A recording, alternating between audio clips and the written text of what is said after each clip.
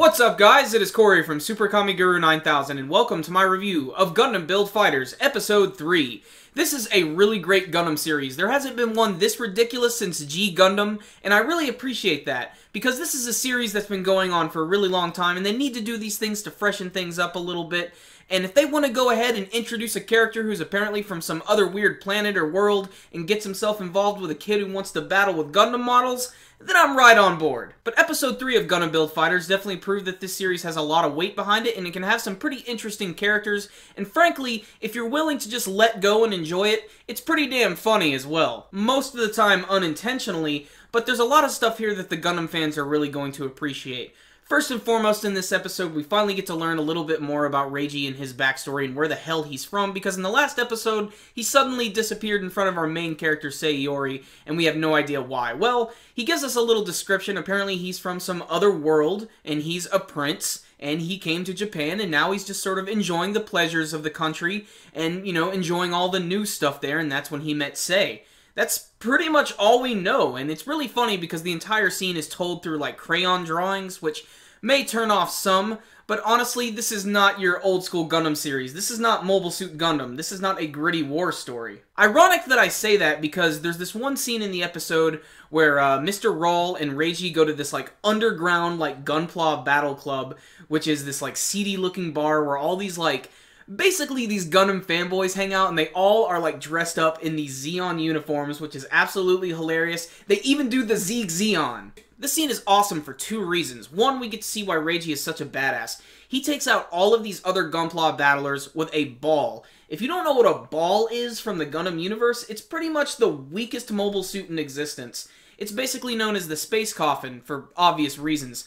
But I'm actually glad that they included it. It really isn't showcased all that much, and the only series I can really remember it from that most is the 8th MS team. The second reason why this scene is cool is because we are also introduced to a new character by the name of Riccardo Fellini, and he is from Italy, and he's a Gunpla battler, and he uses, and spoiler alert, I'm only saying this because I know what the model is, I can tell by the outline of it, and it's a really cool part of the episode. He uses the Wing Gundam Fenris, which is this customized Wing Gundam from Gundam Wing, and what's cool about it is it has like a completely different color scheme to it. It has like this green mixed into it, and typically the Wing Gundam has these big wings on its back, but they're all like shifted to the left side, or I think it's the right side. I can't really tell. All I know is all the wings are moved to one side entirely, and I'm not sure why. I can't really wait to see this thing in action, but it's really only implied. Apparently him and Reiji had like somewhat like a couple hundred battles, and this is great because we got to see they both had really intense fights. They had like bandages around their fingers and everything. It's pretty hilarious and overblown,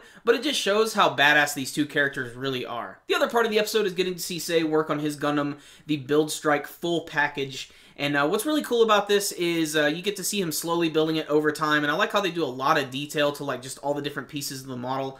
But then at the end of the episode, we get to see that his friend at school, Kosaka, is actually really interested in Gunpla, but she's not really too open about it.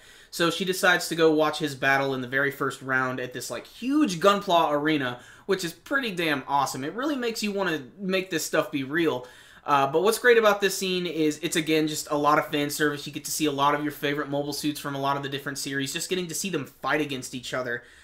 It's kind of surreal, and it's genius. It's like, why haven't they done this earlier? Reiji arrives fashionably late, of course, but they get to have a pretty cool battle when you get to see the debut of the Build Strike full package. And what's really great about this scene, it's a cool action scene and everything, but what I love about it is that the side character, Kosaka, is getting really interested in it.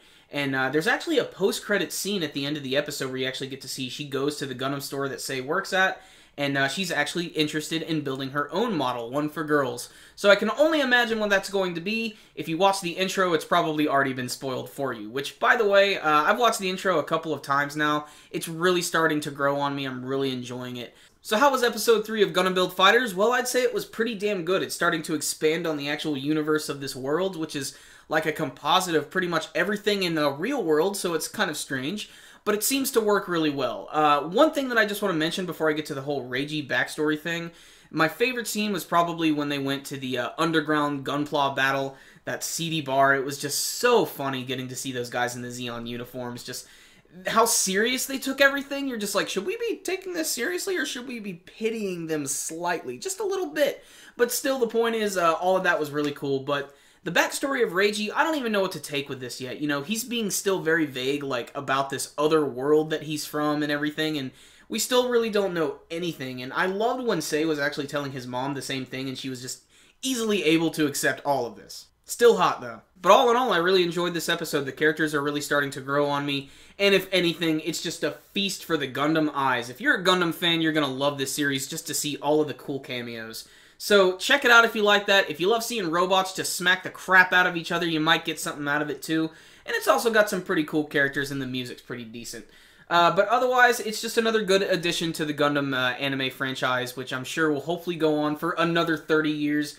Maybe it'll go on for a couple hundred into the future. So how did you guys feel about this week's episode of Gundam Build Fighters? Did you love it? Did you hate it? Did you have any favorite mobile suits that appeared? You can let me know with your comments below. Remember guys, before you leave, make sure and give this video a thumbs up and hit that like button. It's absolutely one of the best ways to support our videos. So guys, I will see you next time. Super Kami Guru 9000. Out.